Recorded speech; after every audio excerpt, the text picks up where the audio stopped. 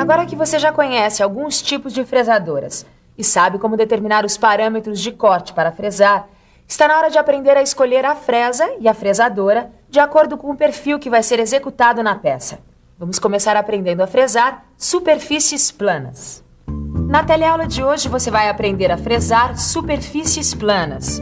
Vai ver como se faz a fresagem em esquadro e vai aprender a fresar uma superfície plana inclinada. A usinagem em superfícies planas é uma das operações mais comuns na fresagem. Ela é tão comum assim porque pode ser realizada em qualquer tipo de fresadora. Então vamos em frente, que a teleaula de hoje está começando. Olha só, que superfície plana! Uma superfície plana como essa pode ser conseguida com a fresagem. A gente pode fresar superfícies planas, inclinadas e em esquadro. E existem duas formas da gente fresar superfícies, a tangencial e a frontal. Na fresagem tangencial, o eixo de rotação da fresa é paralelo à superfície da peça que está sendo usinada. Na fresagem frontal, o eixo de rotação é perpendicular à superfície da peça. A fresagem tangencial e a fresagem frontal podem ser executadas em qualquer tipo de fresadora. Por isso, é bom você ficar por dentro.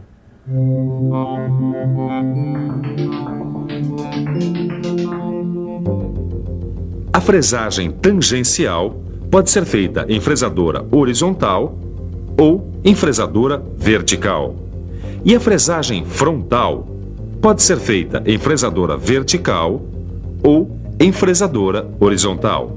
Bom, Silva, já vi que hoje vamos botar a mão na massa, né? Tem razão. E vamos começar vendo a fresagem simples em superfícies planas. Bom, a primeira coisa que a gente tem que fazer é conseguir as especificações da peça que a gente vai usinar. E a outra coisa é escolher a fresa correta, dependendo do tipo de material da peça. É isso aí, Tito. Olha só, eu posso dizer que é uma peça de ferro fundido de 50 por 50 milímetros e dureza de 240 HB.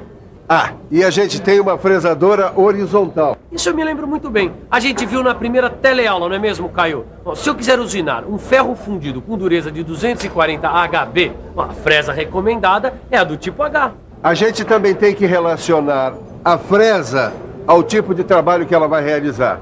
A fresa cilíndrica é a mais indicada para fresar superfícies planas em fresadoras horizontais. Ô Silva, Oi. Se a gente vai fazer uma fresagem tangencial, uma superfície plana como essa peça aqui, por exemplo, e usando uma fresadora horizontal como essa que a gente tem, eu queria saber que tipo de fresa a gente vai ter que usar. A fresa cilíndrica para mandril com chaveta longitudinal, porque ela vai permitir uma fixação mais rígida à máquina. No nosso caso, nós vamos usar uma fresa com 60 milímetros de diâmetro e 8 dentes. Agora, se a largura da fresa não for suficiente para usinar toda a largura da peça, a gente pode montar duas ou mais fresas. Uma com hélice à direita e outra com hélice à esquerda. Agora que a gente já sabe que fresa usar, temos que decidir como fixar a peça. Para isso, precisamos levar em conta o perfil da peça e o esforço de corte que ela sofre. A peça pode ser fixada em morsa, pode ser fixada sobre a mesa, com aparelho divisor e fixada em cantoneira. Não esqueça que no movimento discordante, o esforço de corte tende a arrancar a peça do dispositivo onde ela está fixada. Já no movimento concordante, o esforço de corte tende a empurrar a peça contra o dispositivo em que ela está fixada. No nosso caso, vamos adotar o movimento tangencial discordante, apesar do material ter formato irregular. Vamos escolher a fixação em morsa, pois a peça possui pequenas dimensões. Agora chegou a hora de fixar a fresa. A fixação pode ser feita por pinças ou mandris, que são os porta-fresas. Os mandris dispõem de hastes com cones do tipo Morse ou ISO. O cone Morse é fixado por pressão e deve ser usado para trabalhos em que a fresa não seja submetida a grandes esforços. Caso contrário, o melhor é usar o mandril de cone ISO, que devido ao seu sistema de fixação não se solta durante a fresagem. Vamos conhecer alguns tipos de mandril. Mandril para a fresa com furo rosqueado. mandril para fresas de hastes cônicas, eixo porta-fresas com haste longa, eixo porta-fresas curto ou mandril porta-fresas e mandril porta-pinças. No nosso caso, vamos usar o eixo porta-fresas do tipo haste longo, porque ele é mais adequado à fresa cilíndrica com chaveta longitudinal que nós selecionamos para trabalhar. O mandril escolhido garante menor vibração da ferramenta durante a usinagem, o que melhora o acabamento. Bom, agora só falta determinar os parâmetros de corte. E Caio, você se lembra como a gente determina os parâmetros de corte? Claro, Tito. Olha, a primeira coisa a determinar é a velocidade de corte. É isso mesmo. Anota aí. A profundidade de corte é de 5 milímetros. A dureza do material é de 240 HB. E o material da fresa é o aço rápido. Bom, com esses dados, a gente olha na tabela de velocidade de corte e vê que ela tem que ser de 12 a 18 metros por minuto. Deixa que eu calculo a RPM. Ó, usando o valor médio encontrado nessa tabela e esta fórmula aqui, acho que a gente chega lá, Caio. Dá uma olhada. Ó, deu aproximadamente 85 RPM. Só que a máquina dispõe de rotação 90 RPM. Eu acho que é essa que a gente vai usar. Agora a gente calcula o avanço da mesa. Mas para isso, a gente vai precisar do avanço por dentro da fresa que está aqui nessa tabelinha aqui, ó. 0,2 de milímetro por dentro. É isso aí. Muito bem, com esses dados já é possível calcular o avanço da mesa, que é de 144 milímetros por minuto. Mas nós vamos usar 125 milímetros por minuto, porque é o que a máquina dispõe. Depois de fixar a peça e a fresa na máquina, a gente determina os parâmetros de corte, regula a máquina e aí começa a usinar. Até que foi fácil. Pois então preparem-se que agora a gente vai ver fresagem em esquadro. Quando duas superfícies formam um ângulo reto, olha aqui, a gente costuma dizer que elas estão em esquadro. Fresar em esquadro significa fresar uma superfície a 90 graus em relação a outra. Quer dizer que para fresar esta superfície, a gente usa esta outra como referência. Bom, então qual é a diferença entre fresar uma superfície plana, como a gente fez, e fresar em esquadro? A diferença é que agora a gente vai tomar uma superfície já usinada como referência para usinar as outras.